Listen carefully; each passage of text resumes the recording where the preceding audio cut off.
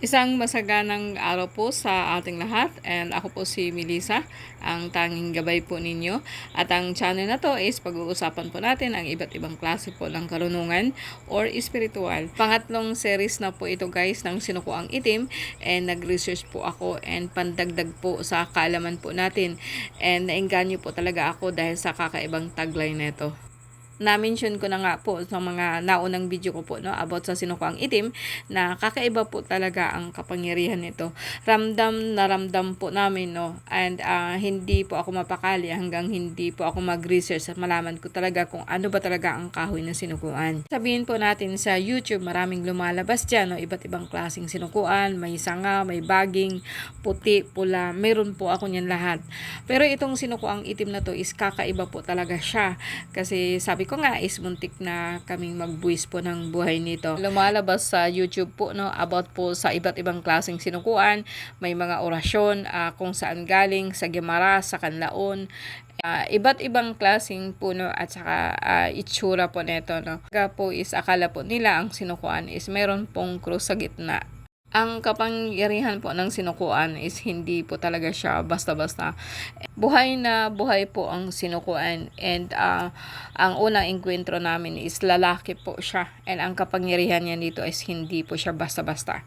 Kahit nakuha na po namin yung sanga, hindi pa po sapat yun, kasi kailangan mo talagang makuha ang buong puno. Ang ibig sabihin ko is yung lakas ng buong puno, makuha mo siya spiritually. Hindi po talaga maiintindihan ito ng mga tao po na hindi po talaga nakaranas in person or na-experience ang ganitong klase pong pagkikipaglaban po pagdating po sa spiritual. Ngayon ko na iintindihan ang lahat po ng mga comment po sa unang kong vlog about sa sinukuan, na hindi ka nga po talaga makakalapit, and talaga pong hihilain ka po nito, no. Talaga pong delikado po ang lugar, and lahat po yun guys is totoo, and vouch po ako niyan. Siguro nga sabihin na po natin na pagdating po kasi sa kalikasan, I really trust ng kalikasan na hindi po ako maaano. Pero pagdating po dito sa sinukuan, talaga pong bow po talaga ako. Tik na po kami, pero sa awa po ng Diyos is nakuha po namin siya. And ito i-share ko po sa inyo sa lahat po talaga po ng Antingero.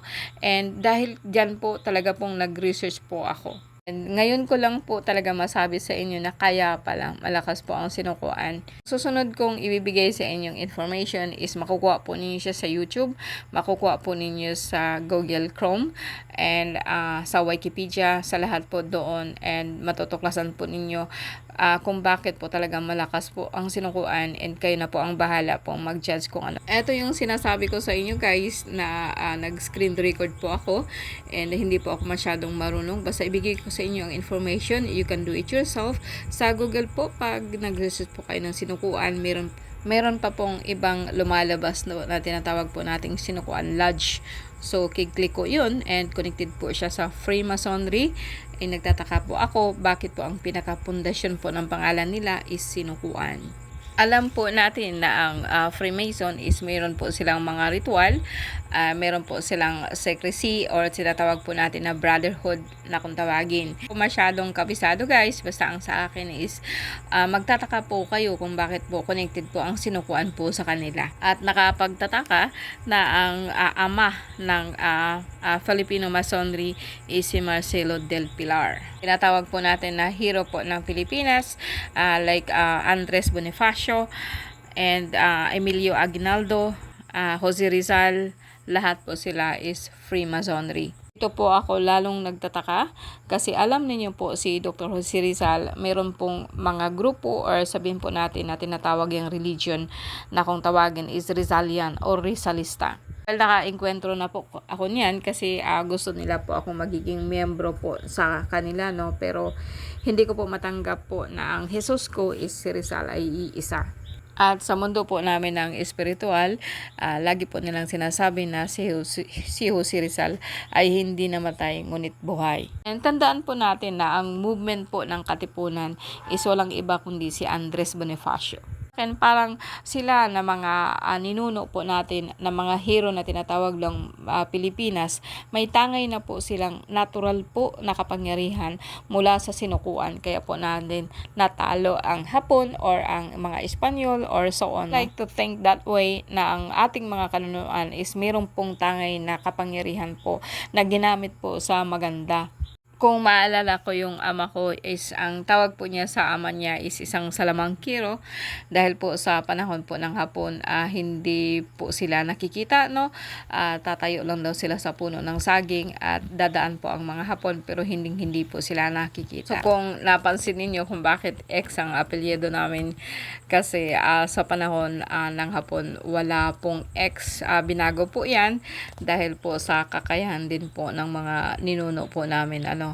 I'm really happy, no, to see through, as I said, mahilig po talaga ako mag-research at mahilig po ako sa lahat po ng klase po ng mahika, spiritual.